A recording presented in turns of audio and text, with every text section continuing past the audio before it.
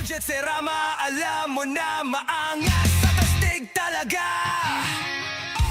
Another day mga kamanok. Ngayon ang topic natin, ano ba yung straight breeding?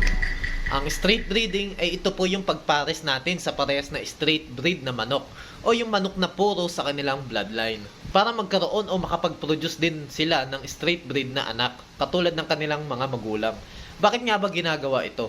Kailangan natin ng straight breed na materyales para sa replacement ng ating mga kasalukuyang mga materyales. Lalo na kung matatanda na ang mga ito, kailangan meron tayong pamalit. Ang alam ng marami sa atin kapag straight breed ang manok ay breeding materials yan. May presyo kasi ang ganitong klaseng manok, lalo na kung galing ito sa mga kilalang breeder.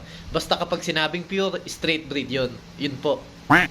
Jet Serama, alam mo na maangas at astig talaga.